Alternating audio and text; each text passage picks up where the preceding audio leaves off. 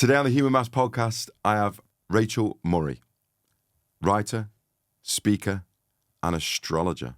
I'm looking forward to this one. Thank you very much for coming. Thanks, Alex. And I don't know if you know or don't know, depends how popular the podcast gets. There's only one pre-planned question. Do you know what that is? Yeah, You do, don't you? I do. You're the first person now. That means it's getting more popular. So, the first question, Rachel, and it's the only planned question. Who are you? I actually love this question. I am someone who's here to disrupt outdated systems. I think differently to a lot of people, and I am here to disrupt the systems, and a lot of the time it's belief systems that hold people back from their fullest potential and their most authentic selves. I think I know I'm here to disrupt those systems. Okay, and that is a great answer, but that answer, I'm going to push you a little bit. Go on. I think that answer is more a question of what was your purpose. So, who are you? Below that mass. Who are you? It's a horrible question. It is a hard question. I feel like I am unique in some way. I'm different to people. And I don't mean that in like an ego way. I mean, in a way that I think, in a way that I express, in a way that I create. I think I'm just different, as we all are. But I think I've now come to a point where I'm actually realizing that difference. And I don't know if that still answers the question quite fully. But I think I'm at a point where I'm like, okay, I actually really recognize who I am beneath the layers more than I ever have. Is it an ever-evolving question, do you think? It's an ever-evolving question. And it's also, that's why I love the question, Alex, because most people, and if you'd have asked me this 2 years ago, I would have struggled to answer that question. Like, you just said name, job. I would have said my job title. I would have said, I like to go to the gym and lift weights. I don't know what I would have said that was truly authentic to me, that made me different and unique. And now I feel like I'm getting to that point where I know what I'm good at. I know what my gifts are. I know my skills that are like unique to me. It's hard to put that into words, and it is an ever-evolving journey. It is. And, okay, let me expand on the question, which I haven't done before, actually. Let me expand on the question a little bit more. So, who are we? That's the first time I've asked this one on a podcast. So, we say, who are you? And it's an ever-evolving. So, who are we, do you believe? So, yeah, it's a first. It's quite a deep one as well. Yeah, because everyone's got a different version and answer to that, haven't they? Yeah, because I think we're all one. That's quite a woo-woo way of saying. It's not, and other guests have said it. We are consciousness expressing itself. I do believe that. I think we all have a vessel, which is our bodies, that we came here to express ourselves through. And that's why I'm so passionate about breaking down these systems that tell us we are not that, because really they tell us that we're all the same. We're all here to just work 9 to 5, stay in line, conform, chase these milestones. That's not who we are. What we're really here to do is express ourselves so authentically, so creatively, see who we are, like what gifts we have, how we're different and unique. And it all comes through source, divinity, God, whatever people want to call it, really. It's not ours, is it? We don't own our expression. We're just a source of that expression. That was deep. That was good. Yeah, I mean, it does feel a bit deep, but No, the it's good. That's the whole point of the question is podcast. deep. Yeah, no, it's good. And unfortunately, what stops people doing that, if you agree, is fear. 100%. It's just fear. And it's fear of people's opinions. It's fear of failing. Yeah. They're the two, I think, the biggest things, people's opinions and fear of failing. And how would we explain to people, because I don't really know the answer, I suppose, either. Those people that have a yearning inside, because not everybody has that yearning, do they? Yeah, no. Yeah. It will be there if they looked, but it's not. They haven't got it, if you like. Yeah. But they are stressed to death. All they're thinking about is, I've got the bills coming out at the end of the month. I've got 2 kids, busy. But, it's those real people, if you like, that I'd like to try and wake up as part of this podcast as well, is how they can do that, because I've been there, and you can't think outside your own little world because you're too busy stressing, aren't you? Yeah. But if those people, because they are the crux of that, the basis of the society. Yeah.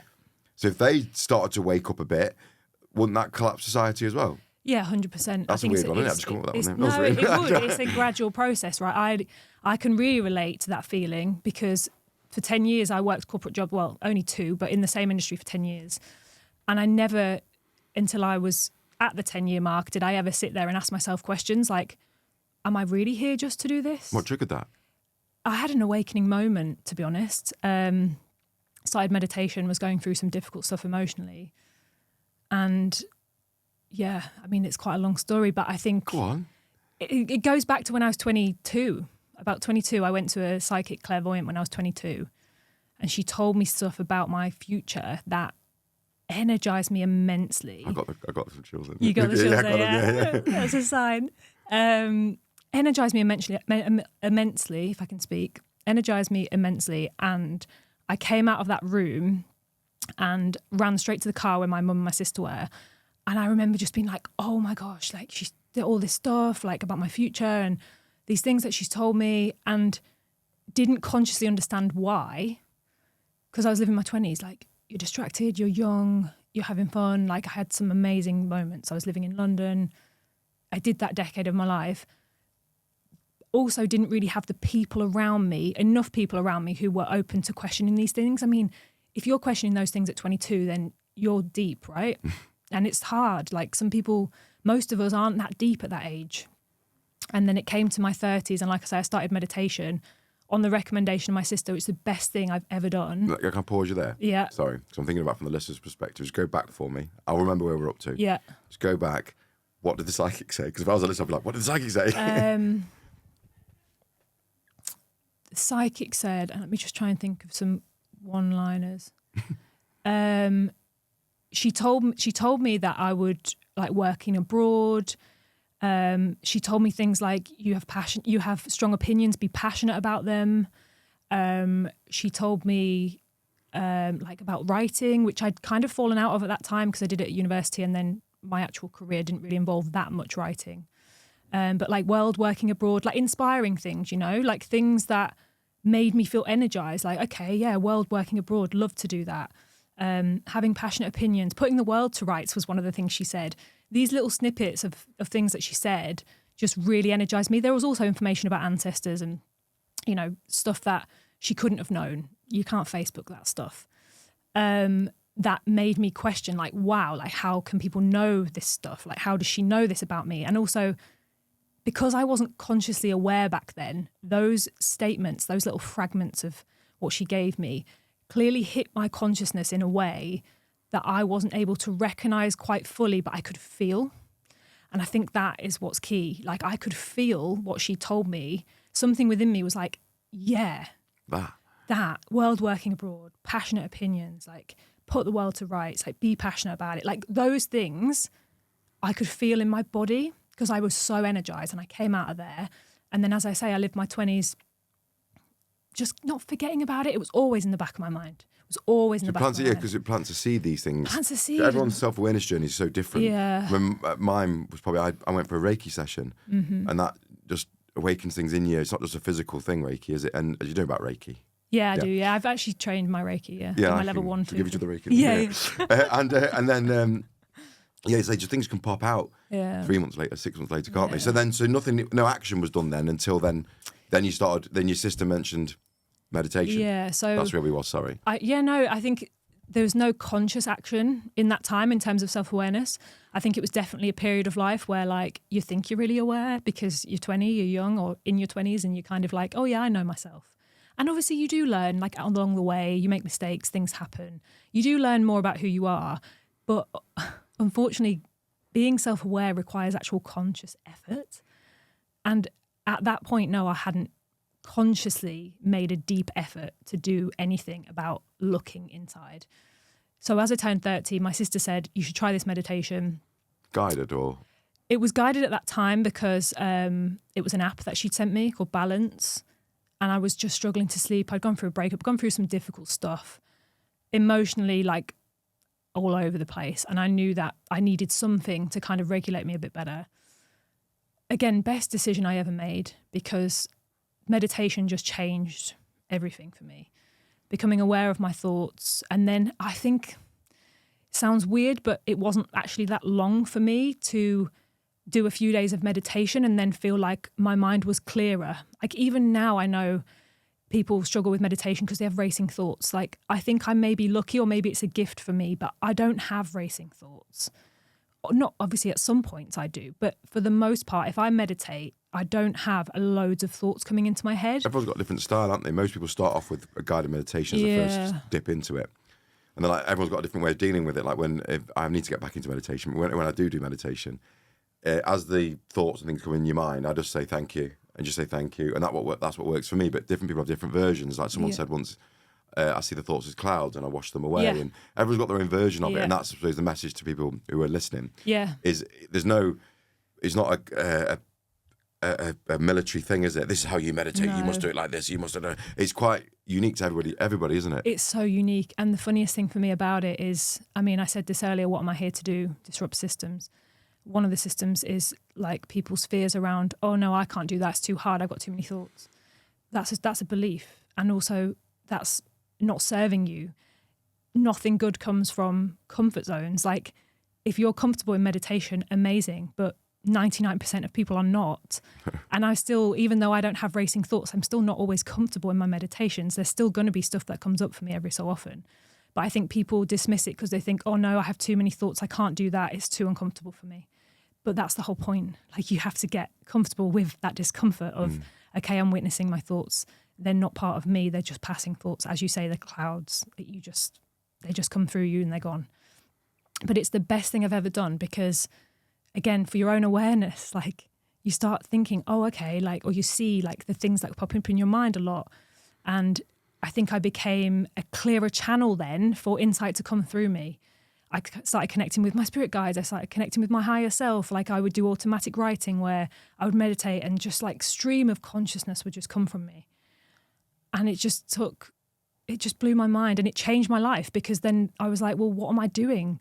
I'm much more than this life. Like everyone is much more than they probably realize they are. Everybody. Like, honestly, everybody.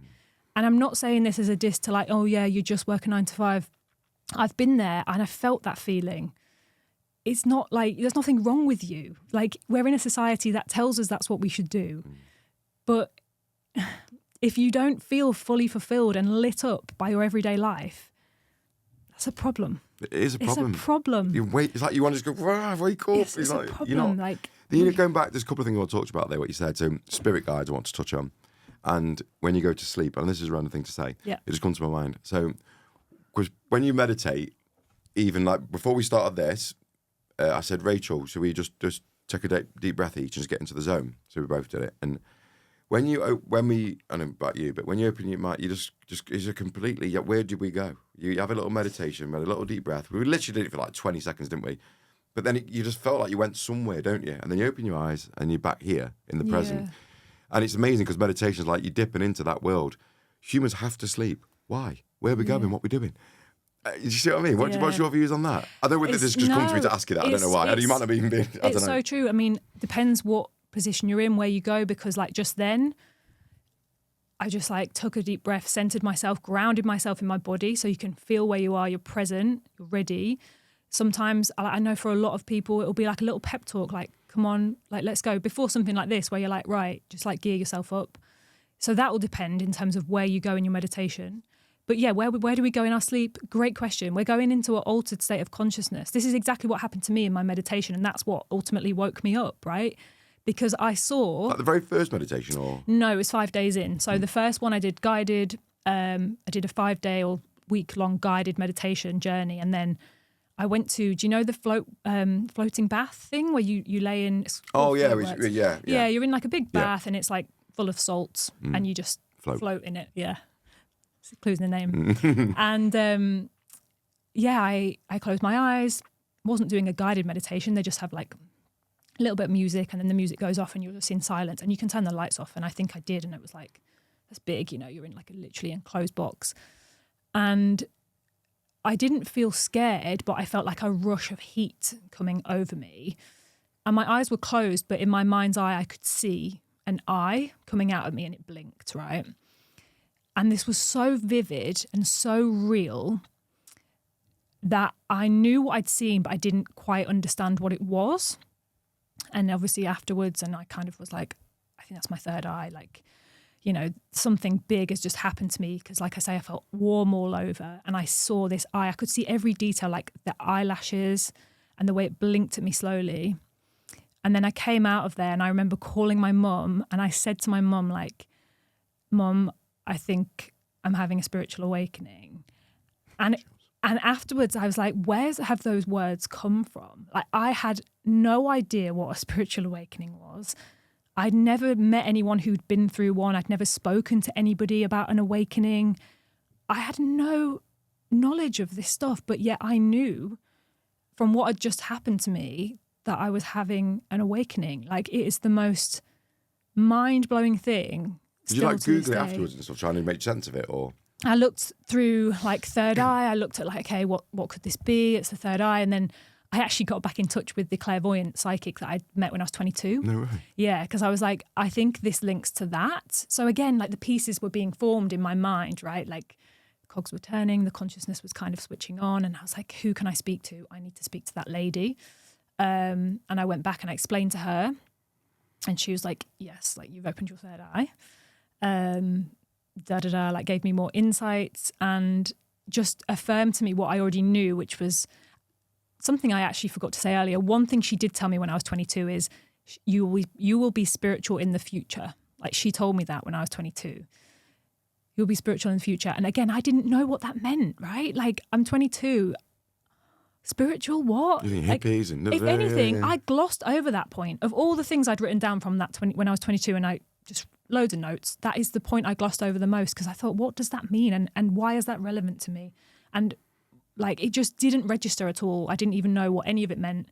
So when I recalled her at the age of 30 and said, this has just happened to me, that's when I started to connect more the dots because I was like, okay, she's told me this is what's in my future. This is what she's reading. The energy she was getting from me at that time, a lot of it just started to transpire and like became more forward in my consciousness. What you're kind of not lucky with, some people who have this like awakening, because you can't unsee something, can you? If we saw, I know whatever there, you can't then just decide you haven't seen it. You've seen it, haven't you? You're now awake to something. Yeah. Is then some people can go into depressive state because they think, oh, what's it all about then? And they can go down. Yeah. But I think that's where purpose comes in. Yeah, if they can find a purpose, but then that's where fear comes in. Sorry to keep going layers and layers, but people go, oh my God, I can't see this world, it's not for me. And then they go, oh no, what's it all about then? Then they can find a purpose, and then fear comes in and says, oh no, you can't do that because people will think this of you, and you might fail, and it might not be right for you. And so did you have that? All of it. Did you? All of it. Did you have the, what's it all about then? And then the purpose, then the fear.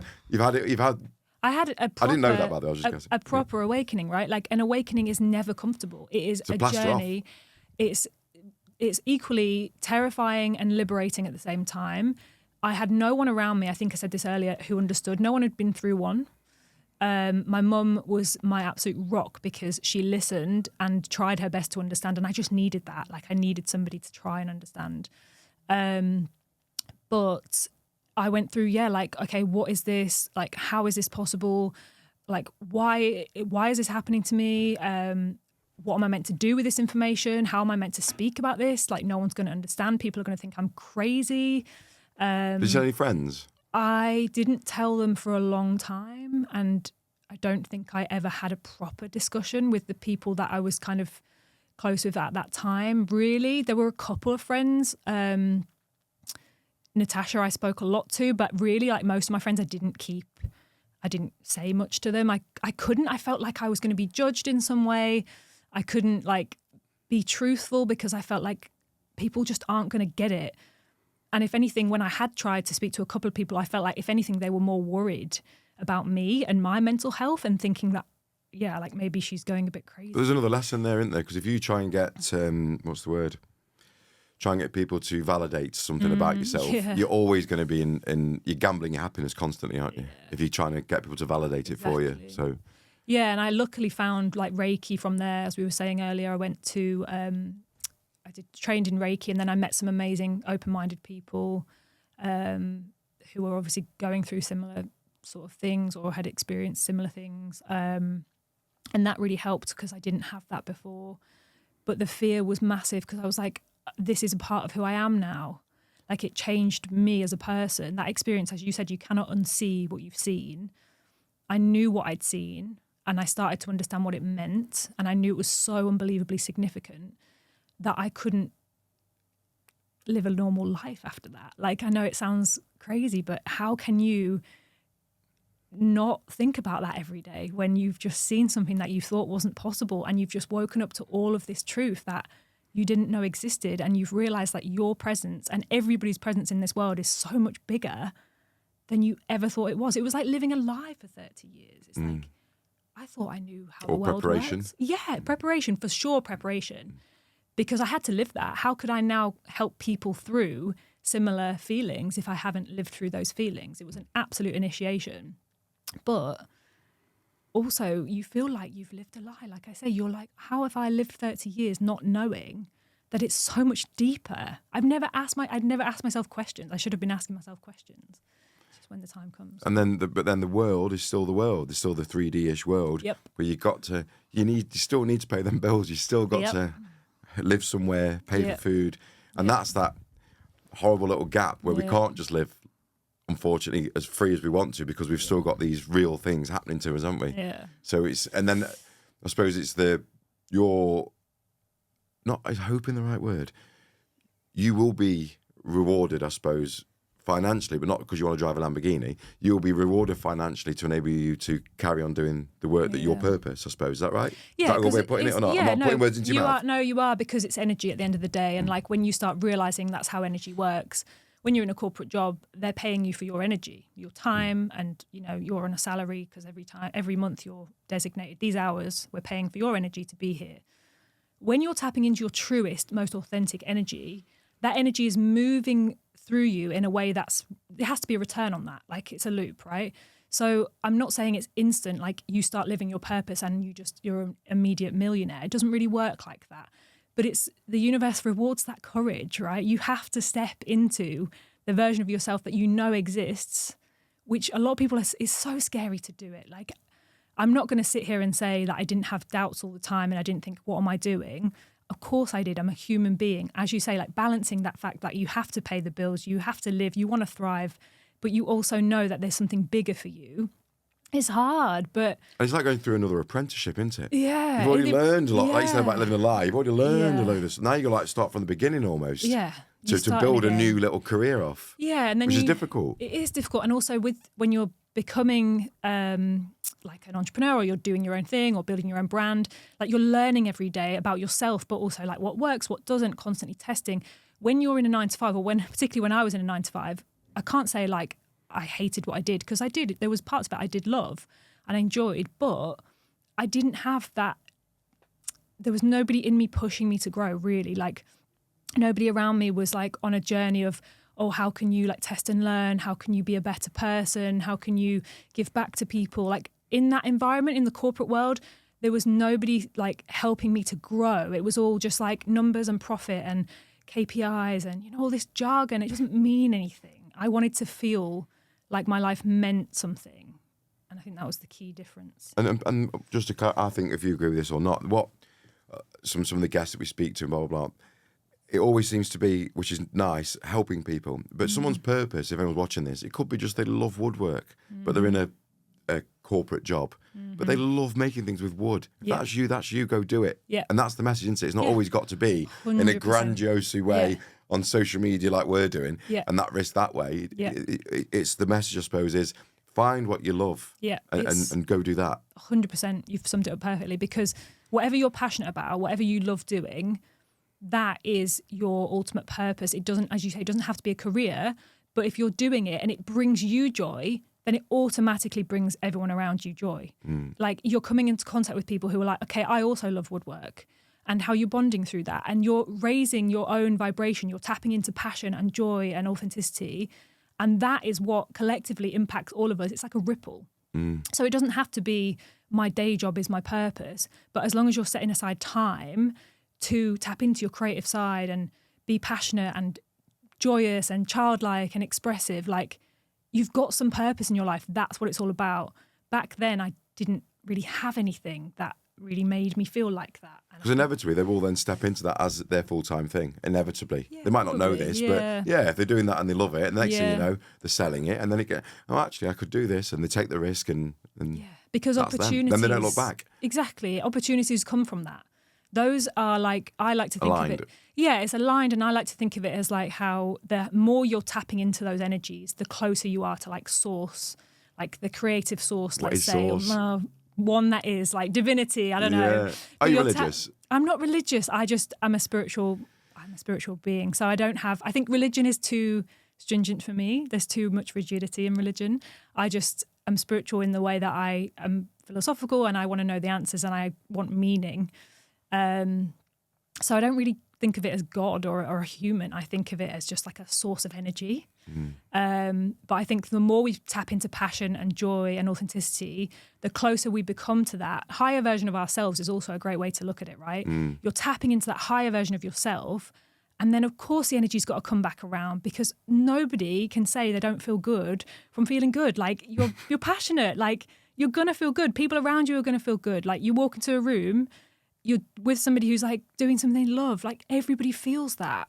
It ripples. Like, you're closer to being... It's an energetical way of confirming something to yourself, isn't it? Yeah. When I started this, for example, I'd be working and at night I'd do the podcast. So I'm tired. Yeah. Got big changes going on in my brain and families and responsibilities, and then I do a podcast at night, and then afterwards I'm energized. So you think, that's got to be right, then, isn't it? How can I be energized? I've just done this, I've done that, I've got all this going on. I've just finished this podcast, said goodbye, and I'm all energized. It's got to be right, hasn't it? That is exactly it. Like we're never taught to listen to what we feel. Like from being young and you go to school and you're taught to like, it's logic and it's like memorizing things and tests. But what you feel isn't like, we're not sat in rooms going, okay, like, how are you feeling right now? Like, does this make you feel good? Does that make you feel good? Like, if we listen to how we feel, and as you say, energized from something is a sign that that's the highest version of you. And then if you're engaging in stuff that doesn't make you feel good, then it's like, okay, well, why is that? Maybe that's part of the conditioning that I've kind of picked up along the way that doesn't really serve my highest potential. Like, your highest potential is always going to energize you. It's always going to make you feel good. Like, that is exactly what it's there to do, and we all just need to start finding that and tapping into it more. I think if they're watching this, think, oh yeah, she's right, he's right. I'm going to do this. What they might find is, right, it's I don't know, badminton. It could be anything, woodwork, and they do it, and then there's a layer. They don't realise there's a layer. So they've done the first thing to try it, but actually that's not what it is. But you've made that first step. Mm-hmm. You see what I mean? Yeah. And then you think, actually, no, I'm not getting the vibe that they said. I don't feel energized. I'm doing something. So yeah, that's good because you're on a self-worth thing. You're doing something for yourself. And then what I suppose my question is, how would they then find that? How do you find that purpose and that passion for carpentry, helping people or whatever it is? I suppose they've got to just keep trying things, have they? Yeah. Until they get the feeling. I definitely think there's a lot of self-reflection involved. A lot of journaling. I did like a lot of kind of like... So what is journaling, if someone's going to ask in a simple way? Say you're telling a 5-year-old, what is journaling? You get your pen and your paper and you sit with yourself quietly, solitude, and you write what comes to you. You write your feelings down. You write anything down. It doesn't, no judgment. And you just see what you feel about the things you're writing, and you go even deeper in it, and you just keep going until you feel some sort of release, or you get maybe some sort of light bulb moment comes through, or you relate to it in kind of a deeper way. Like, you'll see layers coming through in your journaling. And I think you have to do that. It's necessary. Solitude and journaling, two amazing ways to start connecting with who you truly are beneath all the layers. Also, looking or thinking about who you were as a kid, because I have an amazing memory of being a kid and loving writing. Like 3 years old, I would just be squiggling information. I mean, I don't even know how I could do that at 3 years old, but I remember my mum saying the nursery teacher was so impressed because I was just formatting squiggles. And then at school when I was 7, I loved to write like stories. I'd get feedback on, oh, she's so creative, like so many things, like introducing new characters on every page. So I look back at that and I'm like, okay, that's my passion. I can write, I can communicate, is a gift I have. So it's like reconnecting with the younger version of you and thinking, okay, what did they love then? What did they dream of doing then? Because at that age, you're not conditioned yet. There's nothing necessarily beaten out of you yet. Nobody's coming and saying, you just need to get a 9 to 5 and shut up. You know, when you're little, you have all this potential and you know it. It's just the systems that...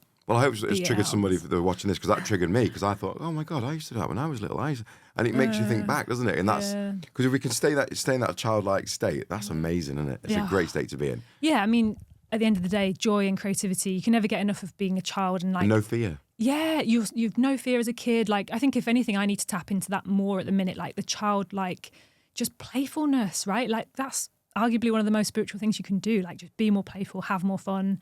Have you written any short stories or film plays or screenplays or anything like that? Because the passion come across you when you was talking about the characters and things. Yeah, I do. I like writing, but I'm not forming. Like, what I'm writing at the minute is kind of like shorter stuff. I do a lot. I write on Substack. I have, a lot of ideas for what I want to write. What is Substack? I've heard about it. It's like a blogging platform, really. It's more independent, because I know a lot of people are kind of veering away from traditional news because you can't necessarily verify it, whereas Substack is more, you blog and you write and you post and you follow who you like to listen to or like to hear from. Is it popular? Yeah, it's pretty big now. You get how many views or names. likes or whatever do you get? How does it work? You get, people can like, people can comment, people can repost your stuff. It's also acts in some ways a bit like Twitter, like you can do like little tweet posts, I guess. I don't know what they're called. Oh, look at that. Yeah, and then you do like long form content and post it like a blog. But there's so much AI on there, though, isn't there? No, not that I'm aware of. You wouldn't know, would you? Because you can say to ChatGPT, do me a long form post on this subject. What you mean. And then copy paste it straight into Substack. I see what you mean, yeah. So in that how would you know? Yeah, so in that case, perhaps. But I mean, AI, let's be honest, we can all spot it from a mile off now, because even when I'm writing captions for my posts now, I'm like, if I use AI, I have to say to it, I want to keep my authentic voice. Like, authenticity is what resonates with people. And the more we use AI, the less we're going to resonate with people. So we're already seeing people spotting AI from a mile off, and it's only going to get more obvious. So yeah, there probably is some AI on Substack, but I don't think... So you use AI? You use it? I have, yeah, of course. Like, I think I'd be obviously lying if I said I'd never used AI, but I don't use it when I'm writing from a place of... Oh yeah, when you're doing your... Obviously, yeah. My higher self. Like, of course not, because when I'm in that state, I'm in flow state, and so that's my higher self just coming through, like divine or source or whatever we want to call it. It's just like channeled through me, isn't it? So it's having patience with that. With I've never done journaling, but it'd be similar to meditation or anything else. Yeah, you start and you're like, well, nothing's happening, but you just persevere, be a bit patient, and then something starts coming, doesn't it? Like you say, from source. Yeah, first thing in the morning, I did it this morning. It was like the best thing. So I was up early, and would you share what you wrote or not? I haven't got it with me. Otherwise, I would. I'm trying to think of bits that I wrote down. A lot of it was just like inspiring things that I want to talk about. Like some of the stuff we probably already touched on came up. Like things that I know are part of who I am or part of what I'm here to express. Like, I can't think of anything like specific, but it's because I've woken up and I've not looked at my phone. So I've immediately just like opened my notepad and I've just written and I've not overthought it. It's just coming through me. Which is why it's hard to remember. Yeah, because it's not like I'm not consciously writing it. I'm not choosing these words. It's just like they're coming to me and they're flowing through me. And my hand starts hurting because it's such flow state that it's like you can't stop me. So my hand is aching, like, I've got so much to say, like, get it out onto the paper. Crazy. What, this is going back to the spirit guide thing. We're going to get into astrology in a minute. Yeah. So much to talk about. I know. Going to the spirit guide thing. Yeah. So how would you know it is a spirit guide? Is there a name to the spirit guide? Yeah. Is there a form to it? Just talk about spirit guides for a minute before we go into astrology. Yeah. So this is something I'm also learning still, like currently with my coach, and I've started connecting with my guides more. And yes, there are names, and I think everyone has guides. Like no matter who you are, everybody has spirit guides. But for me, when I knew it was my spirit guide is because a few months ago, as I say, in meditation, I don't always have racing thoughts. So often I'm quite clear, I'll close my eyes, and then thoughts will pop into my head. But they won't just be thoughts. They might be in my voice because it's my head, but they'll be out of nowhere and they'll be random. So I know that they're not me, if we can say it like that. And I remember connecting. Like an energetic... Yeah, it's like, where did that come from? Like, what is that? And why has that popped into my head? And I connected with them, this was a few months ago, and I'd asked specifically like for a name, and I got the name Brad, right? I don't know anyone called Brad. I mean, I did it at school, but I don't know anyone called Brad. So I was like, that's really weird. And I kind of pushed it to a side because I was like, where's Brad come from? Like, what is this? And obviously life gets in the way. Because how would you know that isn't just a thought or... Yeah, it's like, why have I connected with this? And then a few months down the line, and only a couple of weeks ago now, I went back to my coach. I said, I really want to do more spiritual development in terms of psychic development and like connecting with my guides. And we did an exercise and I said to her, I knew there was a name that came to me a few months ago, but I couldn't remember this name. And we went straight into meditation and the name that popped up was Brad. And I was like, there it is. No way. That is the name I was given months earlier that I knew was so random at the time. And I couldn't figure out like, where's that come from and why? And then it transpires it is one of my guides. You have to have patience with this though, because there's so much doubt involved, right? Like you have to trust that what you're getting is for a reason. I obviously don't know a Brad. I never have. There's no one in my family called that. But the more you delve in, you have to trust the insight you're getting. If you're asking a question of, okay, Brad, what are you here to help me with? And I'm pretty sure he said like love and acceptance or something like that. So you have guides for me. So you have guides for different things. For me, that's what he said. I think I had another guide, again, a random name like Leroy came up and it was like, okay, what is Leroy here to help me with? And you have people that just pop into your mind that are there to support you from another realm. Obviously, we can't see it. But again, back to that thing of like, if you can't see it, it's not real. It's a load of That's why there's always that battle between, like, say, hardcore science psychologists, and they'll say, oh, it's the chemical in her brain's doing this, and she must have seen a film with Brad Pitt in, and that's just come back. And it's so hard for either party to prove, isn't it? Yeah, it is. And that's why it's all about the feeling and the gut and you just know. You have to trust. There's so much trust involved. Like I could easily just be like, oh God, what's this Brad name? What's this Leroy name? Like who are these people and why are they here? And is it just, am I going insane? Do I have a mental health problem? You know, people will think like that. That's why it gets dangerous with the spiritual stuff, because if you're not getting the right support, you could really think you're going insane because other people will think you're going crazy. So you're going to reinforce that belief. But the more you trust that, okay, this insight isn't random, this name is random, but that's why it's so legitimate, because there's no way that I knew anyone called that, or why would that just appear in my head? And then again, then again, months later, when I'm thinking, oh, I knew there was a name, but I can't remember what that name was. So connecting with them is just something I'm like still practicing. It's still a journey, seeing what more can come through from it, and just like letting my mind be clear, asking them what guidance they have for me. You know, I'll sit in meditation, my mind might go empty for a moment, and I'll just set the intention of, okay, what do my guides want me to hear today? Or what can you help me with today? And then something will come in and I'll be like, okay, yeah, that resonates. I'm going to write that down, or I'm going to action that today, or, you know, and you can use this. I mean, I use it with clients now when I'm doing my astrology, right? As long as I have their permission, obviously. I'll go to my guides and I say, okay, what does Amy need to hear? Or did you do that with me? What guidance? Did you do the reading for me? I actually didn't do it with you because I've only just started doing. I know, but I feel like in some ways I didn't need to, because I feel like you got everything spot on. Yeah, and I also feel like we probably have more of a psychic connection than we maybe think because of how we've kind of read each other so quickly, right? But now when I'm working with clients, I'll always, as I say, with their permission, I will ask my guides, okay, what does this person need to hear? What guidance do they need? Just kind of see what comes through. And I have actually done it quite significantly. I'm not going to talk about it because it's more personal, but for a client recently who was like, you know, that's amazing, like it's so spot on, where you just think, like, how is this possible? Yeah, that's that childlike wonder. Like, wow, isn't that amazing? How could I have known that? I mean, earlier on when I said to you, I think I can give a guess at something, and it's just because we feel these things. Like, I don't know how it works. It was amazing what you did. I'm not going to talk about it. It was personal, but wow, it was good. I wish I had the answers, but I think a lot of it is like, okay, what you feel is so real, even though you can't physically see it in a world where we're told, okay, only if you can see it is it real. But also, like, trust. I was just about to say that. The more trust you have, it then compounds, doesn't it? You have to trust. But that flows nicely, because I wanted to then astrology. Yeah. Okay? Let's cap that from now. We can go back to these things, but astrology. Yeah.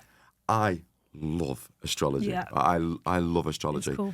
So for people, again, like we're talking, not in a condescending way, but for people who've just got no interest or knowledge about astrology. So the earliest I can ever think back to astrology, which is what some people might see now, is in the newspaper. Yeah. So I'm a Pisces, or reading about Pisces. Yeah. Obviously now my knowledge of astrology is not on your level, but I've got a good knowledge of astrology with the rising signs. And so an astrology dates back as far as you can look. And then there's a famous quote, I've said this a couple of times, a couple of podcasts, from JP Morgan, isn't there?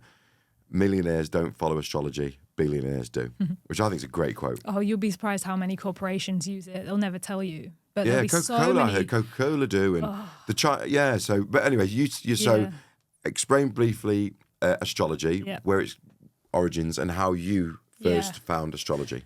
There's 3 little questions. Yeah, another long story really, but I'll cut it as much as I can. No, you don't need to. Well, okay. Take your time. We're okay. Yeah, so it came to me when, through my awakening journey, it was like maybe 3 months after my meditation moment where I was like, wow, I've just seen my third eye.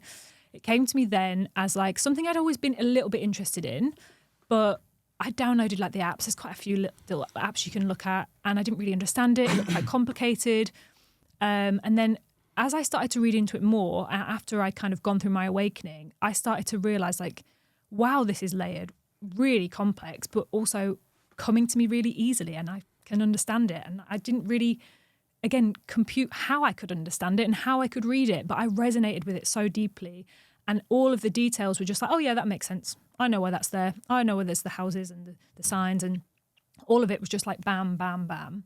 So that was when I kind of knew, okay, that's maybe a bit unusual, because when I spoke to people about it back then, I realised that I would lose them quite quickly because they'd be like, I don't understand it because it's too much to this. What was the next question you asked me? Well, so that was your discovering astrology. Yeah. So what is astrology? Is a very brief one. That is, I know it's a really deep question. Just do it, and again, as if like you talk to a 5-year-old, I suppose. What is astrology on a very basic level? Astrology is astrology is a snapshot. Your birth chart is a snapshot of the sky when you were born, right? So where all the planets were and everything like that is a snapshot of who you are and how you came into this world at that moment you did. Astrology itself is ancient wisdom from thousands of years ago. I don't think we really have records of how it came to be. It's been used for so long, but then, as you say, as time's gone on, it's been digested down into these tiny little horoscopes because people can't understand the layers in small formats, but everything has to be digestible, right? Everything has to be like short. So they've kind of taken that wisdom, distilled it down, and kind of not done it justice in that sense. But it's ancient wisdom. It's really old. And there's I'm guilty of doing it. There's loads of astrologers, and they really do clickbait you. Yeah. And there's like one disaster every week. I've had to stop watching them. Yeah. Watch out this week. Aries is in Mars. I think that's when we're doing this. Aries in Mars. Astrologers have never seen the planets like this. Yeah. Something big's coming, something this coming, and they can be very clickbaity with it, which is unfortunate because, and what I always confuse me with astrology is that like how they can generalize. Oh, if you're a Pisces, this month this is going to be amazing for you. He was like, well, how? Yeah. And that bugs me a little bit when they do that, because that can't be true, can it? Not every Pisces then is going to have a load of money coming this month or whatever. So that. I've never resonated with that way of being an astrologer, and I think that's what I've grappled with. It's clickbait, isn't it? Yeah, I've grappled with it a bit over the last few months, actually, of like, okay, I have a gift for this, and I really want to use it to help people, but I don't want to be somebody who just posts the forecast of the energy every week, like, oh, we've got Mars in Aries, and, it doesn't align with me. It doesn't feel right to me. I want to go deeper than that, and I don't want to overcomplicate it, because I think if people don't have a base knowledge of astrology and they see a post online that says, oh, Mars is now in Aries and da-da, they're going to be lost immediately. Like, what does that mean for me? Yeah. People want to know what it means for them. And yes, it's hard because as an astrologer, you can't tell everybody online like exactly what it means for them. Which is why they do that then. They do a general energy, do they? And they do a general energy of the moment. Because, and is that a true thing? Yes. So they're saying Aries is in Mars, which is that right? Mars is in Aries. Sorry. Yeah. Well, because the zodiac signs, the planets move through the zodiac signs, right? So Mars is moving in the sky at a similar rate-ish to the sun. So it's going to be very aggressive, this Mars in Aries time, is it? Mars as an energy is more aggressive. Like, it's more action-orientated. It doesn't have to be like... Negative. Yeah, it doesn't have to be negative. It's how you channel it. With any feeling, it's how you channel it, right? Like, you might be feeling frustrated, but if you channel it into something amazing, what's the problem? But yeah, they do these forecasts because it's like the broadest way to kind of like give people an overview of the energy that's coming around, and then people will resonate with certain parts of it, or maybe they won't.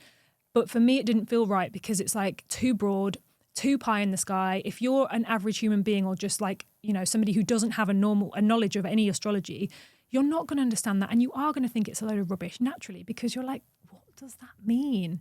So for me, I was like, I really want to bring it down into like groundedness. Okay, if your chart, everyone's got a unique individual birth chart.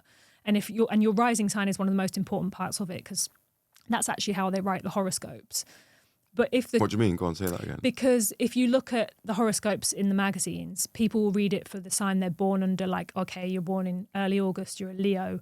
You're born in March, you're a Pisces. But they're not written to be read for your sun sign. They're actually written to be read for your rising sign. And your rising sign is... That's true, I didn't know that. Yeah, and your rising sign is at the time you were born.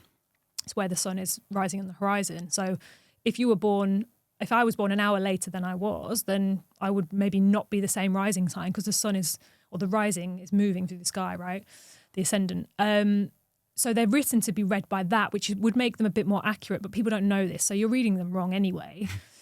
But again, because we have to distill this wisdom down, we need to make it like digestible and accessible for people. But in the way we make it digestible and accessible, we lose a lot of people along the way. And there's so many people going, well, that's nonsense. And I get it. Of course it sounds like nonsense, because there's like 2 sentences there. So what I really wanted to do with it was be like, okay, how can I help people access their unique birth chart, because everyone's is so unique, in a way that they can see their own potential through it, because that's how it's helped me. Like, I've looked at my chart and been like, whoa, I really resonate with that placement. How can I tap into that energy more? Because I'm holding a particular energy, as are you, as is everybody, holding certain codes that are there waiting to be accessed, waiting to be utilized and like made kind of bigger, so that we can express ourselves more fully and like be the best version of ourselves. That goes right back to someone we were talking about before, about people not knowing, if they don't know what the purpose is, the answer may be in the birth chart. 100%. I found mine through my birth chart. Like, I've looked at it, I'm like, okay, I have a Mercury in Leo. Leo is like the lion of the zodiac. It's brave and it's courageous and it's loud. And Mercury is the planet of how you communicate. And I feel like when I communicate, if I'm passionate about something, you'll know about it. Like, it's loud, it's passionate. My opinions can be a bit triggering to some people. I think they're meant to be, because that's kind of the energy I hold when I communicate, whether it's writing, whether it's speaking. So I know that everybody's birth chart holds keys to who they truly are. And it's just about navigating the chart. And that's obviously where I can help people to see what's in there. What do they resonate with? Which placements are speaking to them?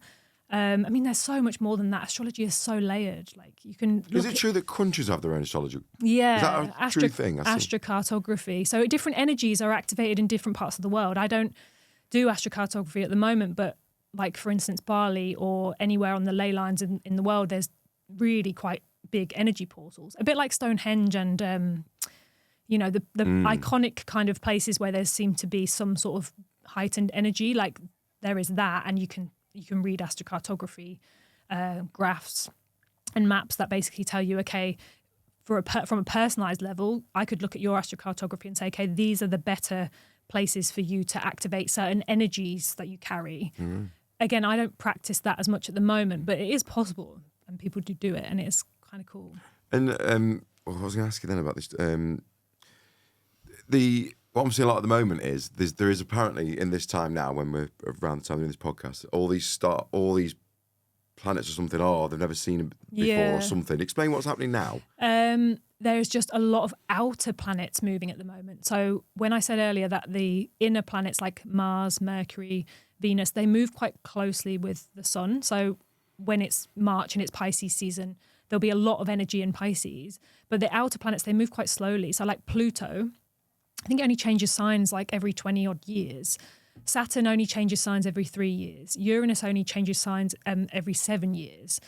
So you've got a lot of these outer planets that move much more slowly, moving into a new sign, which is hugely significant because it's like a massive shift in the undercurrent energy, shall we say. Of humanity. Yeah, like they're more generational planets. So for me, I have Pluto in Scorpio. Everyone born between, a lot of millennials will have that placement, Pluto in Scorpio. What does that mean to have that placement? Pluto is like a transformative energy. I mean, it's the sign that resonates quite closely with Scorpio, to be honest, because Scorpio is a transformative kind of deep energy. It depends where it sits in your chart. I mean, for me, it's in funnily enough, the house of communication. So perhaps that's why I feel called to speak and help people and transform things through the way I communicate, right?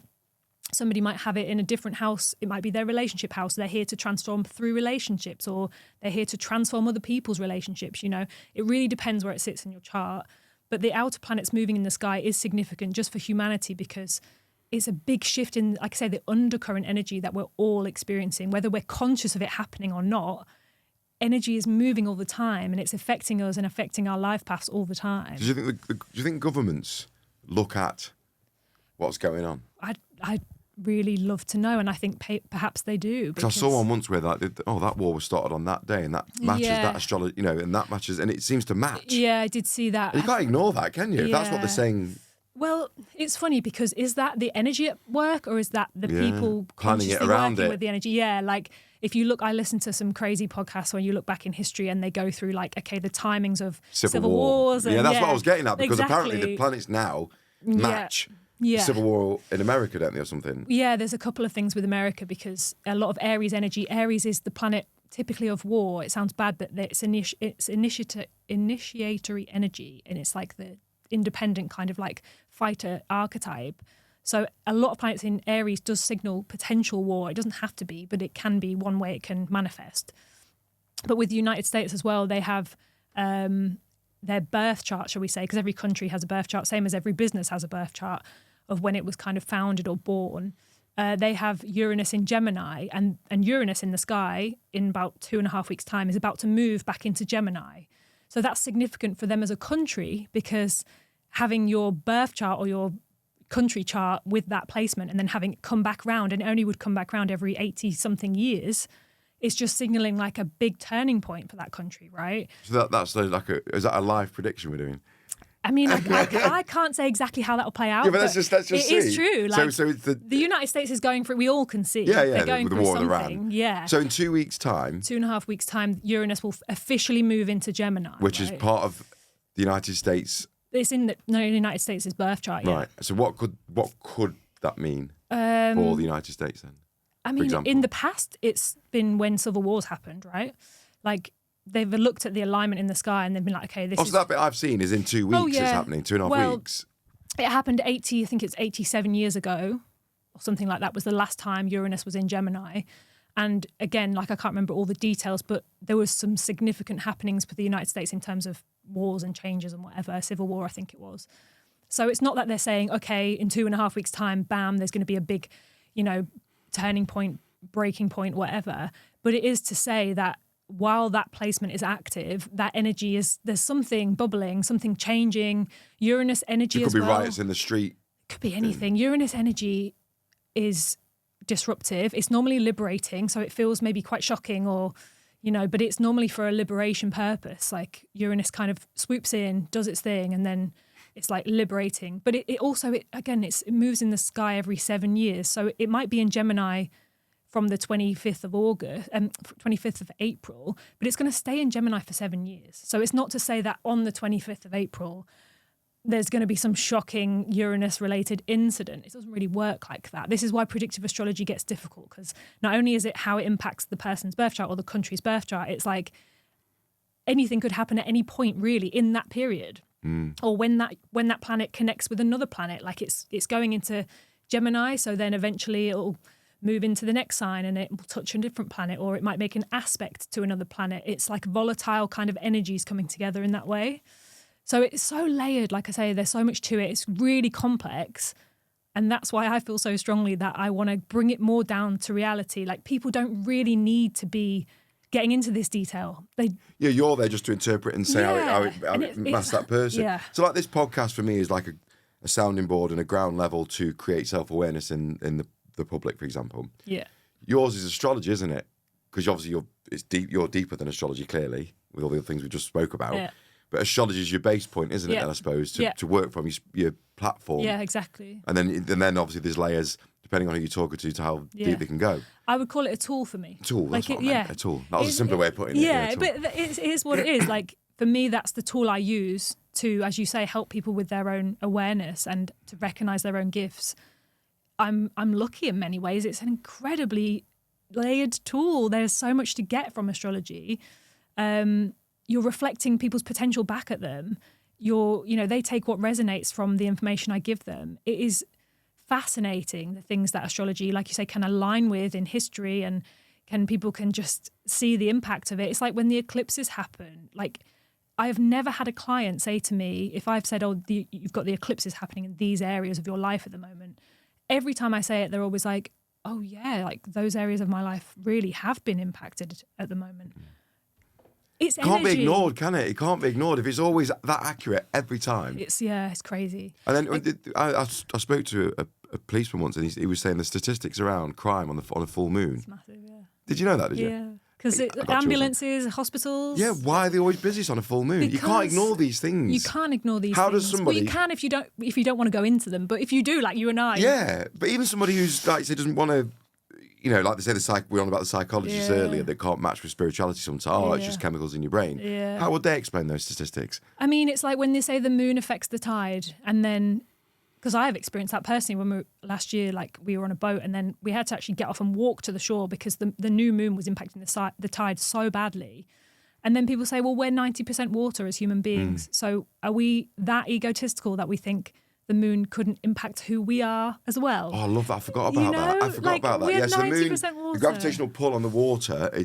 And then, like you say, I forgot all about that. I remember hearing about that. Yes, we're 70-80% water. Yeah, so how can it not impact us? Yeah, how do we... Yeah. There's the shift happening. There's an energy moving through us. The full moon, eclipses in particular, they're fated turning points. So they should be paid attention to. People should know when the eclipses are, because when there's an eclipse happening... Do you post to let people know when you're... I do post them. I don't always, because... Post, let me know. I want to know. I want to look at Rachel and see that... I do post them, but... going through like the motions of how I execute things. Yeah. Eclipses, to be honest, I do, because they're more significant. Every full moon, I try and put something on. So why is an eclipse? How many eclipses are there a year? There's normally like 4. When's the next one? Do you know? August. I can't remember off the top of my head, but and it's why in are they powerful? And what's powerful about the August one? They're fated turning points, right? For humanity, individuals. Yeah, collectively and individually. So collectively, you're looking more at the sign they fall in, the ones that are about to start, or we're just finishing up the Pisces and Virgo eclipse series, because the signs always have an opposite, and Pisces and Virgo are opposite, Leo and Aquarius are opposite. We're about to enter the Leo and Aquarius ones in August. They're significant collectively because then you look at, okay, Leo as an archetype and Aquarius as an archetype. What are those things signaling to us? What are we going to be moving toward? Aquarius, for instance, where the North Node is, because that's where the eclipses impact. Aquarius is individualistic, it's authentic, it's for humanitarianism, it likes community. And we're moving more towards that, like people to just embrace their truest, most authentic self is really going to come up more over the next couple of years.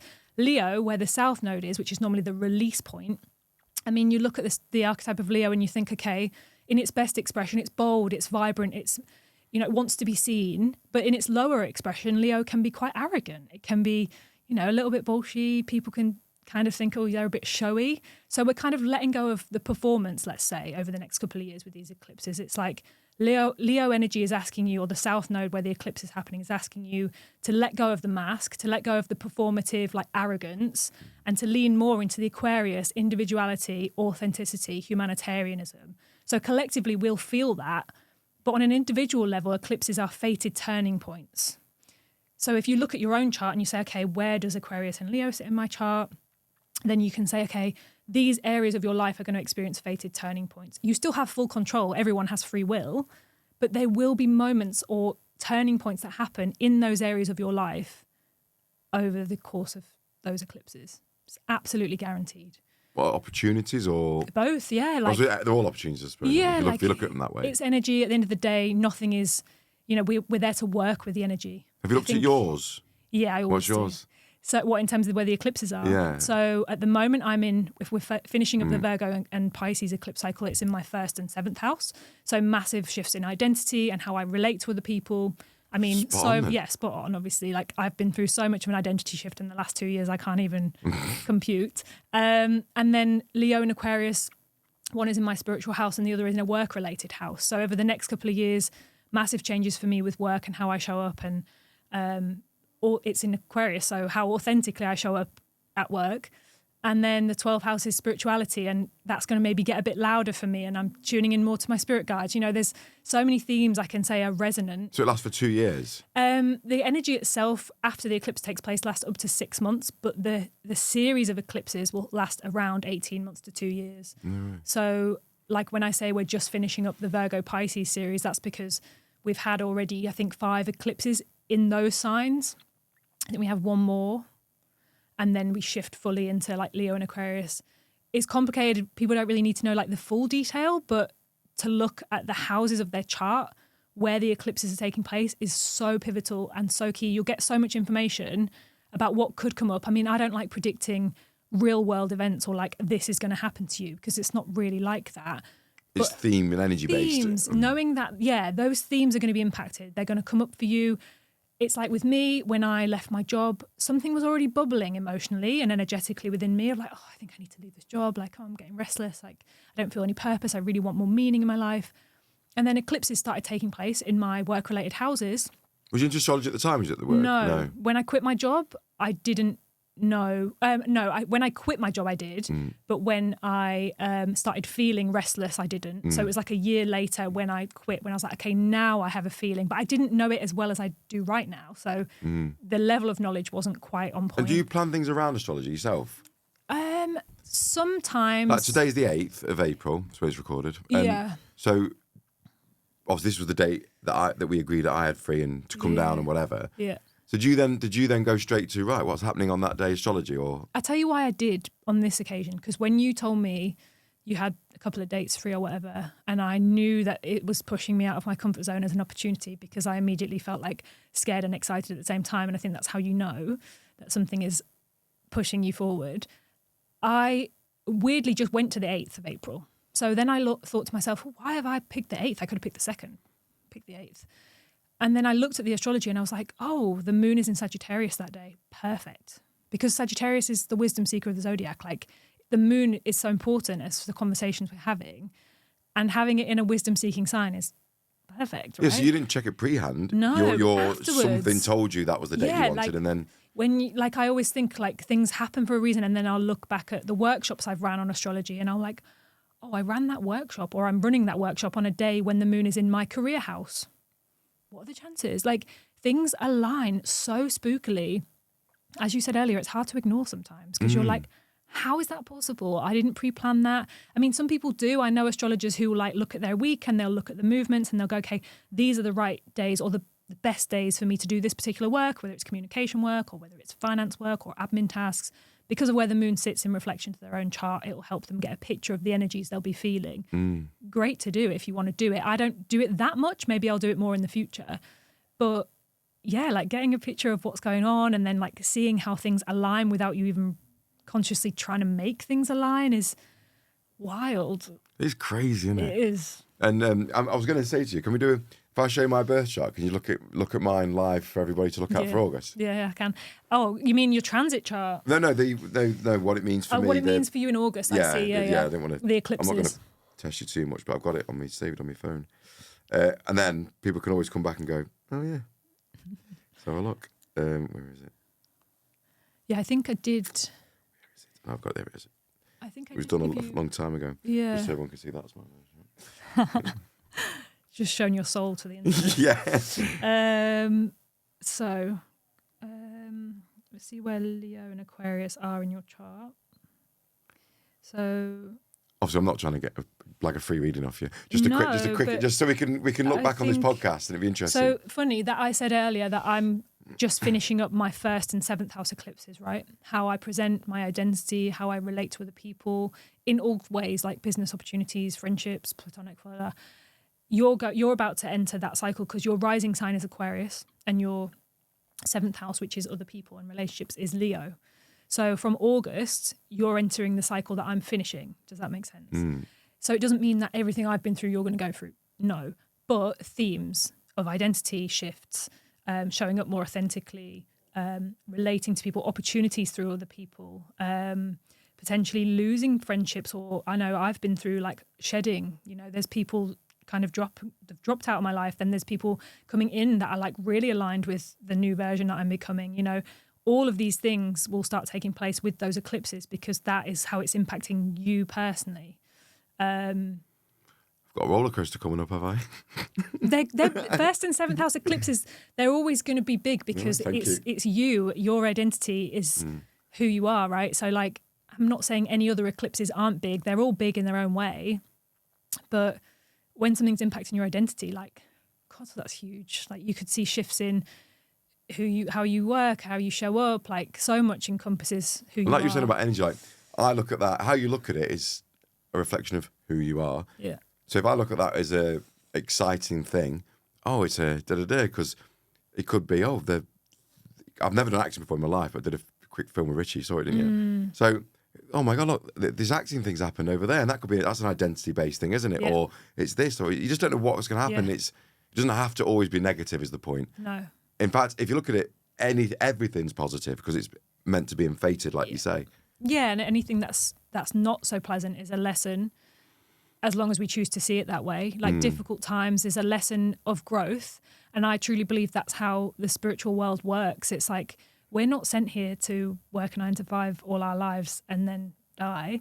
We're sent here to learn things, to grow, to push ourselves out of our comfort zone, to face the fear that we feel, to then evolve into a better version of ourselves constantly, which always shedding, like change is the only constant, right? So, and the people that refuse and hold on too tight and don't want to change and just want to stay in their comfort zone. well, they can do it, but then the universe, a fated moment will happen, something will shake it. You know, I'm not And saying... if they ignore that, they'll just keep getting shook and the lesson keeps coming round, doesn't it, I suppose? With energy, like with fated eclipse energy, I always feel like sometimes that's when it's like impossible to ignore.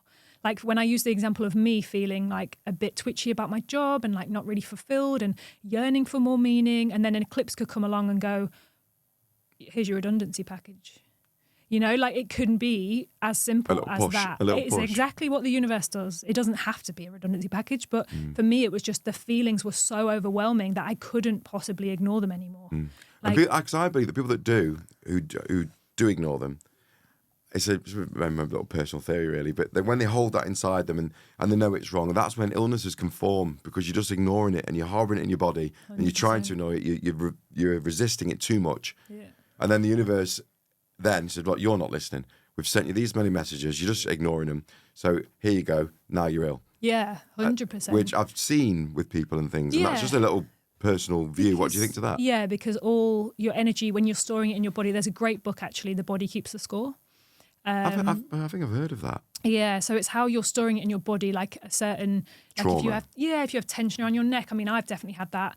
And somebody said to me on a spiritual level, like, are you carrying like the weight of the world on your shoulders? I'm like, yeah, I have tension in my neck, like because there's something I'm going through emotionally that is really affecting me, and I'm not processing it as deeply, or I'm struggling because it's heavy, you know. So we do hold tension in our bodies. Again, using the word energy sometimes confuses people because they're like, oh, I can't see it. What does that mean? It's just like tension or like feeling, like things that we feel is just building up inside of us somewhere, congregating in one area. And then before you know it, I've got a neck injury or I've got an ankle injury, or, you know, something we're holding on to can manifest in physical symptoms. It is true. Like that does happen. And I don't want to sit here and say that every illness is an energetic problem at the root because I don't know, but a hell of a lot of like illnesses and injuries are an accumulation of energy we're not processing. There are feelings we're not feeling properly, and they're storing themselves in our physical body. I read once that's when you see like a dog walk off and it does a shake.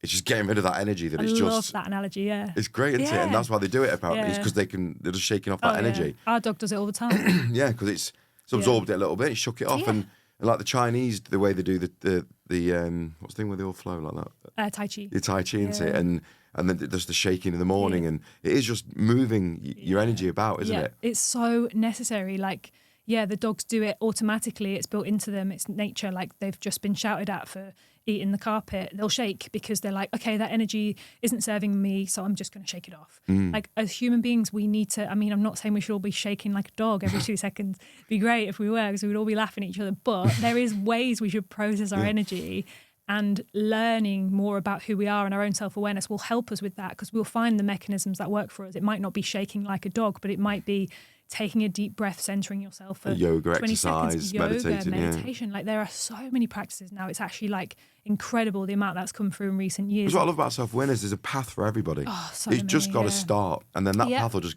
wherever it'll go, will go. What you resonate with is what takes you. Like for me, it's astrology. For my coach, she's crystals. She knows everything about crystals. I actually brought one with me today. She literally, I can hold it up to her on camera and go, Emily, what's this? And she's like, oh, that's this, and this is what it means. Like she's followed that because for some reason the wisdom's come to her. Yeah, because the crystal's got its own vibration, isn't it? That's right. Because like there's with sound healing, that's a whole different subject. Yeah. Because like it starts going back to the water thing. You've seen the experiments where you go, like, I love you, and your rubbish. Its form. Yeah, and it's that's crazy. all down to the vibration and energy, isn't it? Yeah, exactly. It's so amazing, like the subject of it all, isn't it? It is. There's so much, and like, you follow what works for you. Astrology came to me. It was like a download. It was like I had known it all my life. It was like this ancient wisdom is just, okay, Rachel, this is your moment. Here's the wisdom. Take it and make it your own, and be a channel for how this needs to serve others. That's how I see it. But for other people, it might be crystals, it might be Reiki, it might be meditation, it might be yoga. You feel it and you feel that calling and you feel that pull. And again, it's like, okay, I feel joyous about this. I feel passionate about this. You've got to follow those threads. Like everybody is different, but you have to follow what calls you. It might evolve over time. By listening. Yeah. Going back to the energy thing and shaking it off like a dog. I saw something the other day that humans are the only ones that if an animal's eye leaks, they've tested the tears in humans, and we're actually releasing toxins and cortisol through crying, because crying is just energy moving, isn't it?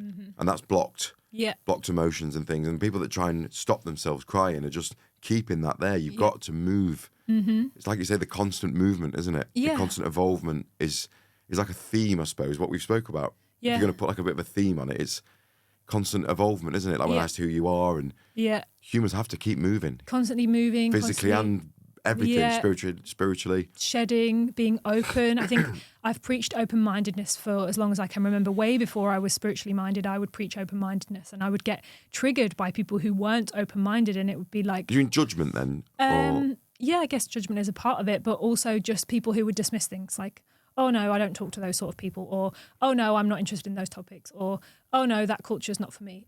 Why?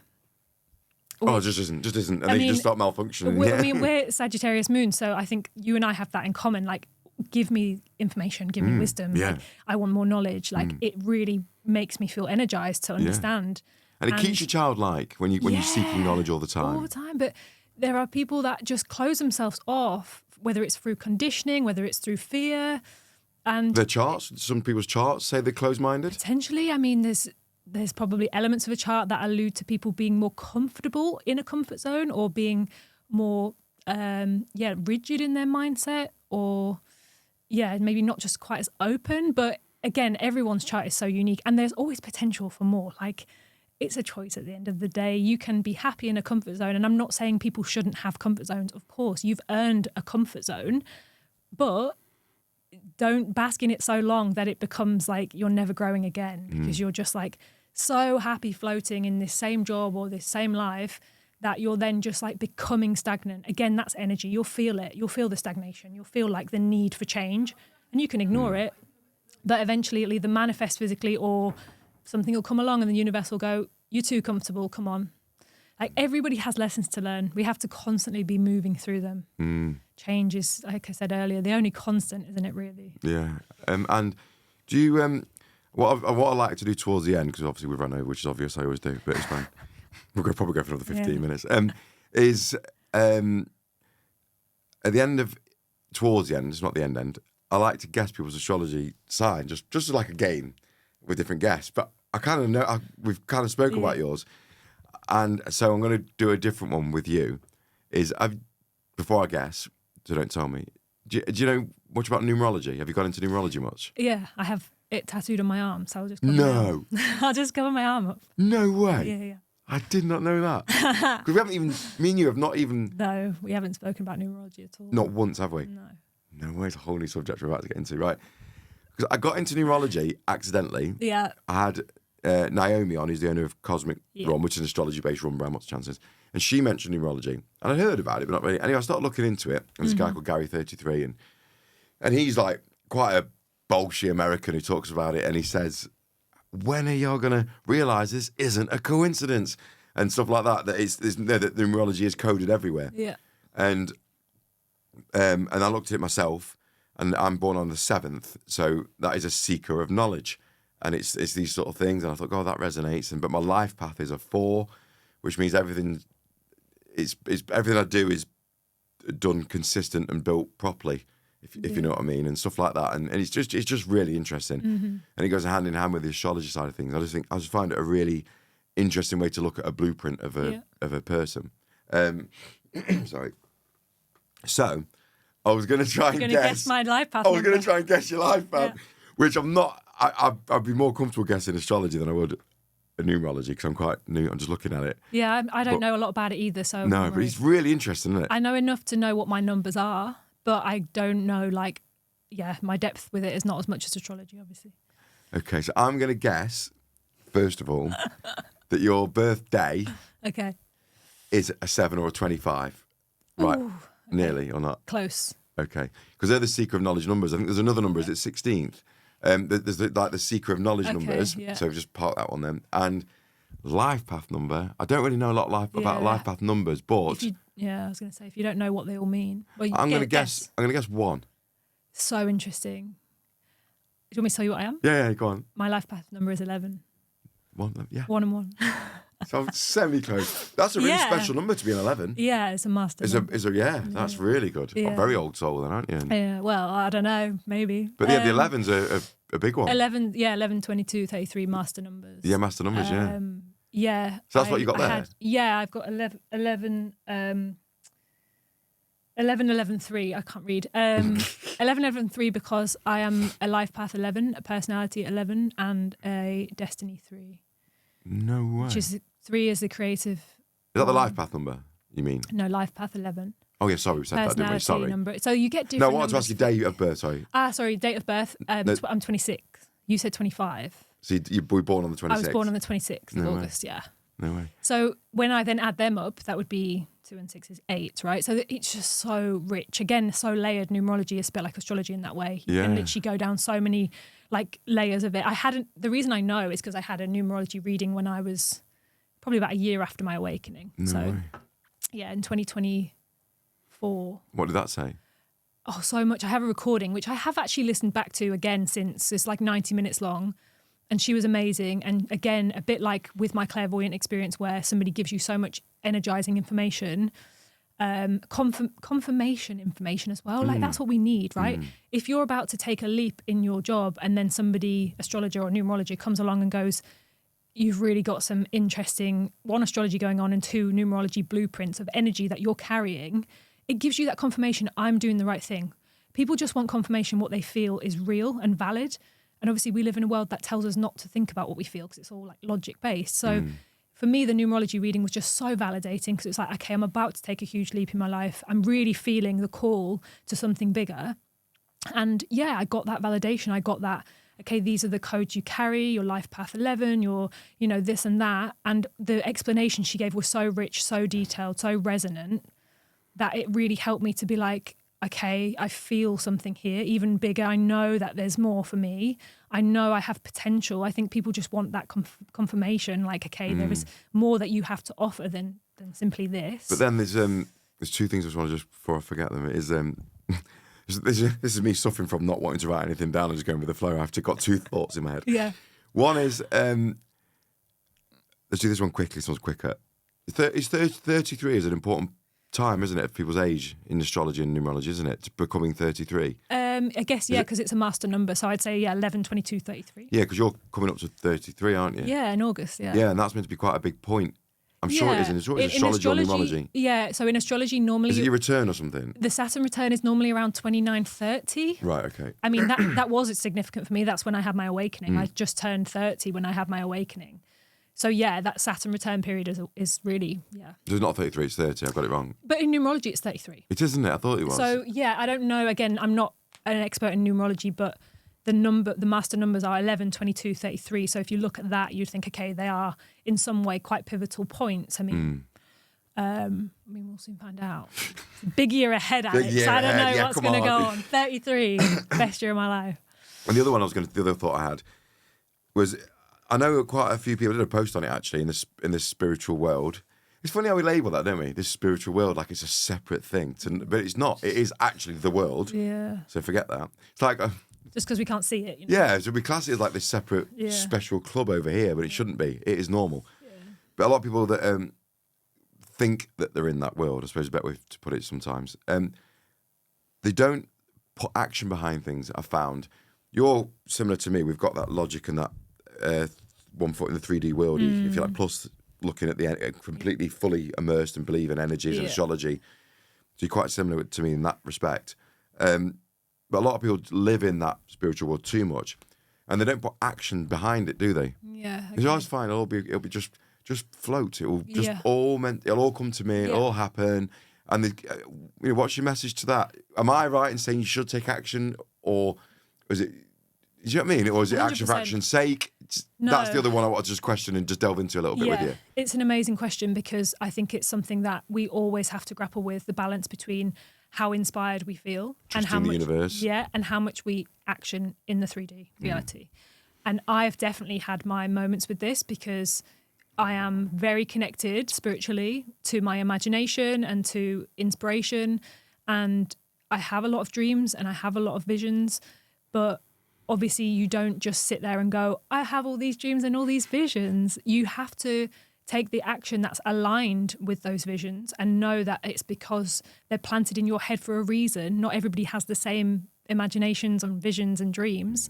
So you have to take those actions. And it doesn't mean we have to always be like hustle culture, never take a break. It's so important to take that step back as well, because to like tap into flow and ease and creativity, it's like the yin and the yang thing again, isn't it? It's so different. I've done both because I find it hard because I'm action orientated to just stop. I think it will come if it's meant to come is the hardest thing, but I've experienced it and it is magical. Yeah. And obviously I've experienced being absolutely 100 million miles per hour action orientated. And I suppose that's the answer you just gave them was the right answer. It's getting that balance. It is. And I think we all are on that journey of trying to find it. It's a constant battle between, okay, how can I tap into my masculine energies of doing and striving and like actioning, and how can I also make sure I have time for rest and creativity and letting my mind kind of wander and going with the flow. And it's not always easy. I think we all have to work on it consciously. But it doesn't have to be hard work, that, does it? Just be be aware of it. It's just conscious work. Everything is just conscious work. Like, okay, I'm having these thoughts. Why am I having them? Like, let's think about them. Let's unpack them. Okay, I'm having these inspirations. Maybe I should do some action that's off the back of it. Okay, I'm feeling a bit tired. Listen to your body. You've maybe been too much in your masculine. Okay, maybe I need to just have a day off or go with the flow or just turn off my phone for a few hours. You know, everything is awareness and being aware of how you feel and what you've been doing and what you want to do and just balancing those things. Again, it's a constant battle, isn't it? But I think that's what. But if you look at it as a battle, that's what I'm saying. That's a perspective, isn't it? And say and if you get that wrong, even I should listen to my body. I should have rested today. Then don't beat yourself up. Just be aware, move forward, know next time. And that's the people that miss that bit, don't they? Yeah. They beat yourselves up because you made a mistake or you've tripped up and you've. It's fine. There's nothing wrong in it. If anything, it was meant to happen. Yeah, and if anything, you've now become aware that you've done it. So it's amazing. Perfect. That's all what it was about. When I say to my kids if they make a mistake, I say, if you learn from the mistake, if we do it again, no, that's fantastic then. Yeah. Great, isn't it? So what are you beating yourself up for? Just carry on. Yeah, you've learned that lesson and now you're not going to do it again. That's great. It's like when people go through burnout, which is really common now, and I can't speak to that. I've had burnout, yeah. I can't speak to that with my career because I didn't experience burnout. I just experienced a lack of inspiration and motivation with it.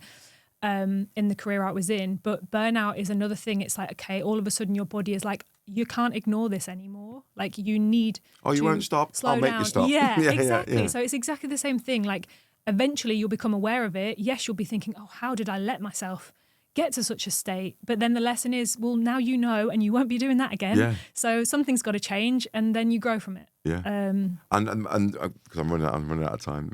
Rich's going to tell me off again. You thought I'd let you off the hook. I haven't forgotten about ayahuasca. Right, so ayahuasca. We haven't got time for this. Yes, Alex. we have. Well, a little bit. Because they was on about messages from the universe. I keep coming across the same message. Ayahuasca. I can't ignore it anymore. I've not done it. So my self-development journey has been massive. Yeah. I've gorged it at times, gorged it. And that's a personality trait that I've managed to temper a little bit. not massive aggression and going towards it and doing it to death or whatever. Yeah. So I don't do that anymore. But it's part of a self-awareness journey. But I can't keep ignoring the messages I'm getting about ayahuasca. Yeah. And it, literally not every guest, but I just keep hearing it constantly. Mm-hmm. And I did one thing I've never done before as well was breath work, proper breath work, because it's different to meditation. Powerful. So have you done it? Yeah. And it is Luke, who I had on here, Luke Morton, the breath warrior. He did some with me the night before, and he did some before the podcast. Yeah. And I felt this urge to cry come up, and I've had that before when I've been on retreats or meditation, whatever, and I've just, I'm just crying. And usually there is a slight attachment and a realisation. I've had one at this one retreat I went to, I cried for 45 minutes straight. I was blubbing when I had this realisation about something. But this one had no attachment. It was weird. It was literally energy. And I goes, cry if you, in my head. I was like, cry if you're going to cry. And it just didn't come up. But I didn't realise the power of breath work. But he then, from there, I was talking about ayahuasca. So, and we briefly mentioned it, didn't we? Like, I didn't know about the numerology side. But so ayahuasca. Yeah. Because I keep hearing about it. Yeah. I haven't done it. Yeah. I want to do it. Yeah. Would you mind telling us about your experience of ayahuasca? I'll tell you about it. And if you keep hearing about it, I feel like that's a sign of itself. I know. For me, it was because, well, one, there's so many conspiracy theories about it, and there's so much fear-mongering about it. And when I came to, and I'd heard about it when I was younger, and I remember Lindsay Lohan, of all people, telling her story about it. This was a few years ago. And I was fascinated. I was like, oh my gosh, like she's really had an incredible experience through this. And again, the seed was planted. This was years ago. And then when I got to a point where I was like, I'm not scared of this. It's a plant medicine. Like people feel so scared of taking, it's a natural plant. Like, so I was really, again, in meditation, I felt like called to go to Peru. I'd been feeling it for a few years. And then I was like, I really do feel called to Peru. There's obviously something there for me. We talked a bit about. Did you research who, or how did you get to find them? It did. So we talked a bit about like the locational astrology, and I knew there was something in Peru for me energetically. I was like, I have to go. It's going to be activating something within me. And ayahuasca is just part of that, because Peru is one of the main places that you can go to do it, right? So I did obviously. Weird enough, it was Luke that said Peru. How was it? That? Yeah. So there's another sign for you, because that's where the healers are, and it's like native to that country. But I did obviously a lot of research. What I didn't do research on was the experience people had necessarily had, because I didn't want to taint my perspective of like what would happen to me or what I would experience. But I researched obviously legitimate. I was never going to go to that one of these big group. I didn't want it to be like a huge like the tourist retreat. thing. Yeah, I don't want to. Yeah, I don't want to do that either. That's what's bugging me. Yeah, I'm looking at them and you got these just Western people rolling around, and I thought I'm not vibing with that. I wanted it more. Yeah, you're right. That's what I'm. Me and the shaman. Yeah, like I didn't know that it would be the case. I knew it would be a small group, and I thought it could be 2 or 3, it could be 4. When I turned up, he was like, "It's just you this time."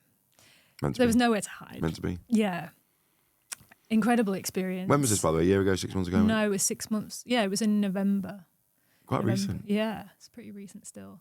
I mean, the experience itself, yeah, it was mind-blowing. I was sick a lot. I think it's quite normal, common. Yeah. Like everybody sort of tends to be sick. Again, I hadn't read loads about it, so I don't think I expected it, which was good, because I didn't want to go into it thinking, oh my God, I'm going to be throwing up. Nobody wants to throw up. It's not a nice feeling. So I was kind of lucky. I didn't do much research. I did a 2-day retreat, so I knew that after my first ceremony, the following night I would do another one.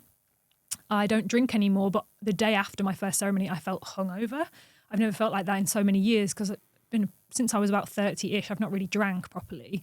So yeah, a couple of years of not really feeling hangovers, and then all of a sudden being like hit by a train of like, God, why did I ever do this to myself intentionally drinking? You know what I mean? You feel so shit afterwards. And I was like, that's weird, because the experience itself was very in my mind. Like there was a lot of like clearing. I see a lot of visions, a lot of sacred geometry, a lot of colours came through. What's sacred geometry? Like shapes. I don't really know how to describe them. They're like what they call, again, like divine symbolism. Yeah, like symbolism, I guess. Like lots of that. It was a very mental experience, my first ceremony. So the next day I felt hungover. I think because I'd been my mind had been taken so many directions, and it was almost like a clearing, and just like it was just a lot for me to process. Did you go by yourself? Yeah, I was in Peru initially with a friend for a couple of weeks, and then I travelled by myself for maybe like 4 weeks. Oh, I love solo travelling. There's nothing. I love it. You don't have anyone to push you off when you're on your own. Do what you want when you want. Yeah, like it's great. I mean, I love travelling with other people too, but I'm no stranger to travelling alone. So after the first ceremony, I felt really hungover. Really didn't want to go into the second one because that stuff tastes awful. And I'm thinking, oh my God, I feel so rough and now I have to do it all over again. The second ceremony was the absolute opposite. It was all in my body. The first one was all in my mind. The second one was all in my body. So it was like sensations. I had like a warmth, like a real flooding warmth down my chest. Like the medicine was almost like going through me and I could literally feel it working through me. It was crazy how different they were. And then the next day, I didn't feel hungover at all. The final day, I woke up and I was like, I feel brand new. I feel renewed. Like, and also, I should probably add, after the first ceremony, when I left and I went up to the room, like, got back, looked at my watch, it was 11:11. No, it wasn't. It was 1:11. It was 1:11 in the morning. And again, it fascinates me because I'm like, why have I looked at my watch? At and that why is it moment, 1:11? I know. Why have I finished my ceremony? The amount of times I've woke up and it's 3:33 on the clock is unreal. Yeah. You're like, well, what was the chances that would happen? Because I had to finish ceremony, I had to get my shoes on, I had to walk through the garden, I had to go up to my bedroom, and then I had to look at my watch at that exact moment, and it was 1:11. And I'd just done my first ayahuasca ceremony. Like, what's the chances? Somebody explained to me how that's why. Mm. So I knew at that moment, especially, I was like, I've done the right thing. Lots of energy moving, lots of clearing. Did you have another awakening like you did? Was it another layer that you peeled back, I think there was definitely more layers. I think one thing I will say, which was interesting for me, and it made me think that perhaps maybe I wasn't quite ready enough, is that there was a point during the first night where I could feel myself going, like my mind, almost like you're going to levitate, like your body. And you held on. I held on. I think I was I've heard scared. that with DMT. Have you done DMT? No. It's meant to be heard about DMT. Yeah. But I'm just thinking then when you said it. You meant that's similar to DMT, but I haven't done it either. But you meant to let go, to let yourself go. Yeah. So it was. Would you do it again then, ayahuasca? I think at some point I'm open to it. I'm definitely not sworn off of it. I think it was an incredible experience and I got a lot from it, and I would definitely be open to doing it again. And that moment in itself, I think, was a sign for me that there probably is more for me at some point in my life, because I felt a bit like there was fear there that I was holding. Like I could feel myself going and I wasn't going to be in my body anymore. But this Rachel here now would have let it go. Oh, yeah. If you ask me right now, do you want to let it go? Do you want to see what's out there? Yeah, tell me. I want to see. But when you're in that moment and you're floating and you're almost like, oh my God, if I let go right now, like, I'm not sure what I'm going to see, and I don't know how far I'm going to go, and I know I'm going to come back, but I don't know if that makes sense. Like you're going into a realm that you're astral traveling or whatever you're doing, you're not physically in your body, and yeah, I think at the time I wasn't ready. Right, like I think everything's happening when you're ready, and I clearly wasn't quite ready enough. Yeah, and this little taster. To close, I've got to close it. Keep talking. A final question. I've started to introduce. So the who are you question, which is a tough question. It's ever evolving, as we spoke about. But your purpose side of you come out as well. Another question is, again, I don't want like an obvious answer when I ask it, is what do you want? You knew that. It's just Impact. Impact. I want impact. Like what I really feel like I want is to help people. Impact on other people is something I feel like I really want. I feel like the best feeling in the world for me is helping someone, whether it's through their astrology, like tuning into their energy, giving them some guidance, mirroring back to them the potential they have, and like feeling them resonate, and the gratitude they have when you've given them that is the best feeling in the world. I want that every single day. Oh, that is amazing. And I felt the energy come off you and you were saying it. That is amazing. I said to you before, didn't I, with podcasts, it's a shame that you can't just, the energy that you feel from a guest or when they say something, it's a shame you can't bottle it and just send it out to the audience. Yeah, I've really felt that from you. Look at you beaming, thinking about it, aren't you? But it's just, honestly, that just came to me because I know that that's what I want. Like, it's not about numbers and followers and shit like that. It's about the impact you can have on human beings. And for me, like, there is just no better feeling. And wouldn't it be amazing if there was no grind to do with that, money, bills, and you could just do that? Yeah. So free flowing. And that's why you got to have one foot in each camp, haven't you? 100%. And I feel like that's what we're all here to do ultimately. Like, balance again, isn't it? Help people though. I think in your own unique way. Yeah, in your own unique way. When you see your potential, you see the gifts you have, they're always rooted in helping other people in some way. because that is a human nature within us. Like innately, we want to help people. And you can never experience anything so fulfilling as seeing the impact you can have on another human being. That's an amazing way to close it. And so that's me closing it. Is there anything before we do close it you want to say? You haven't got to. We might have just covered everything. But anything in mind that you think, oh, we didn't get to say that or do that before? Probably not the experience I thought I was going to have in terms of the way we've gone, but still, absolutely loved it. Oh my God, loved it. Yeah, and it just wasn't what I thought. Like, I knew it was going to be just like a very inspiring, very like necessary conversation in whatever form it took. But probably I didn't maybe think we were going to dive into astrology as much as we did, you know, like certain things like we've kind of gone around. And I feel like, landing on that last mic drop of impact is probably I thought that was amazing. To end. Like, I don't need to say anything more. You know what's amazing about the guests that we have, right? Or when I say we, it's me. Is I love that no one plugs themselves, right? Yeah. I do it at the end. Yeah. You haven't asked me to do it. No guest says, I'm selling this, I'm doing that. So... no, because it's energy, isn't it? If you plug yourself, people are going to go, oh, they're forcing it down. I don't want it. But you don't even, no one says to me, can we plug this, do that? It's only I do it at the end. Yeah. And so I'm just going to do that to really close it now. Sorry, Rich. Rich edits the podcast, Richie Thrower. The cameras have been off for half an hour. Yeah, probably run out of battery. So if someone wants to find a baseline for their life and astrology, they just inbox you, do they? Is that the way they do it? Yeah, they can inbox me. I have a little link in my bio. Rachel Murray. With an EY, that's how my last name is spelt. And you can find that on my page and DM me. That's cool. So you can do like a basic astrology reading, you can go in depth, you can do... 2 things that I really say I would specialise in. Well, one, I do a smaller offering, which is like, are you in the right job? Just for people who are like getting the sense that they're not and they're feeling called to something bigger. It's a slightly smaller offering because I do it as a voice note. Then I do one which is like, access your authenticity, where I will look at your chart and mirror back to you, this is the energy you carry, this is the potential you have, the authenticity you carry. The second one is more like stepping into or harnessing your higher potential, let's say, where I'm looking at the year ahead, a bit like what I did with you, and I'm like, okay, these are the things you're going to be moving through, these are the themes that are going to come up for you. How can you harness this to your highest potential? Because at the end of the day, it's just energy to work with. So I'll have to do some graft. That's amazing. Because my podcast is, you know, the opening question is, who are you? And it's about self-awareness, human masks. So what a great baseline for someone to just get that first stepping stone from you of where they're up to. Mm-hmm. Okay, I'm going to actually close it now. Thanks. Thank you so much for coming, and I really enjoyed that. Yeah, I have. It's been really good. Should we shake hands? Yes. So formal. And then we'll clap.